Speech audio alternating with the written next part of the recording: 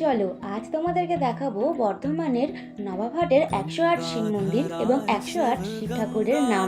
এর মধ্যে তোমরা কোন কোন নামগুলো মহাদেবের জানতে অবশ্যই আমায় কমেন্ট করতে ভুলো না কিন্তু।